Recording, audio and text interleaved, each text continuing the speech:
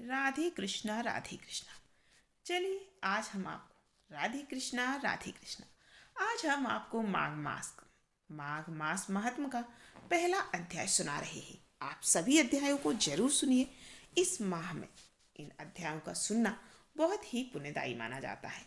तो आप अपने रोज के रूटीन में इस चीज़ को शामिल कर लीजिए कि आपको यह कथा जरूर सुननी है और वीडियो को लाइक जरूर कीजिएगा और कमेंट में राधे राधे जरूर लिखना। एक समय श्री सूत जी ने अपने गुरु श्री व्यास जी से कहा कि गुरुदेव, कृपा करके आप मुझे माघ मास का महात्म कहिए, क्योंकि मैं आपका शिष्य हूँ। व्यास जी कहने लगे, रघुवंश के राजा दिलीप एक समय यज्ञ के स्नान के पश्चात पैरों में जूते और सुंदर वस्त्र पहनकर शिकार की सामग्री से युक्त कवच और शोभायमान आभूषण पहने हुए अपने सिपाहियों से घिरे हुए जंगल में शिकार खेलने के लिए अपनी नगरी से बाहर निकले। उनके सिपाही जंगल में शिकार के लिए मृग, व्याघ्र आदि जंतुओं की तलाश में इधर उधर फिरने लगे। उस वन में वनस्थली अत्यंत शोभा को प्राप्त हो रही थी।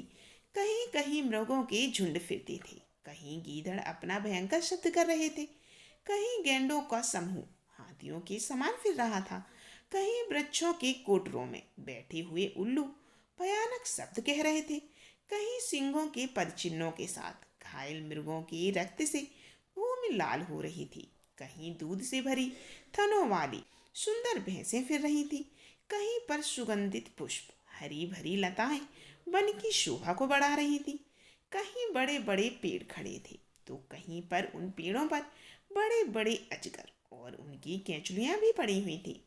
उसी समय राजा के सिपाहियों के बाजे की आवाज सुनकर एक मृग वन में से निकलकर भागने लगा और बड़ी बड़ी चौकड़ियां भरता हुआ आगे बढ़ा। राजा ने उसके पीछे अपना घोड़ा दौड़ाया, परंतु मृग पूरी शक्ति से भागने लगा। मृग कांटेदार वृक्षों के एक जंगल में घुसा और राजा ने भी उसके पीछे वन में प्रवेश कर लिया, परंतु दूर जाकर मृग राजा की दृष्टि से ओझल होकर निकल गया। राजा निर्जन वन में अपने सैनिकों सहित प्यास के मारे बहुत दुखी हो गया। दोपहर के समय अधिक मार्ग में चलने से सैनिक थक गए और घोड़े रुक गए। कुछ देर बाद राजा ने एक बड़ा भारी सुंदर सरोवर देखा, जिसके किनारों पर घने वृक्ष थे। इसका जल सज्जनों के हृदय के समान स्वच्छ और पवित्र था। सरोवर का जल लहरों से बड़ा सुंदर लगता था। जल में अनेक प्रकार के जल जंतु, मछलियां आदि स्वच्छंदता से इधर उधर उछल रही थी। दुष्टों के समान निर्दयी चित्त वाले मगरमच्छ भी थे। किसी किसी जगह लोभी के समान सिमाल भी पड़ी हुई थी। जैसे विपत्ति में पड़े हुए लोगों को दुखों से हारने वाले दानी पुरुष के समान यह सरोवर अपने जल में सबको सुखी करता था, जैसे मेघ चातक के दुख को हरता है। इस सरोवर को देखकर राजा की थकावट दूर हो गई।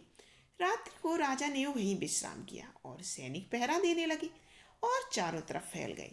रात के अंतिम समय में सूकरों के एक झुंड ने आकर सरोवर में पानी पिया और कमल के झुंड के पास आया।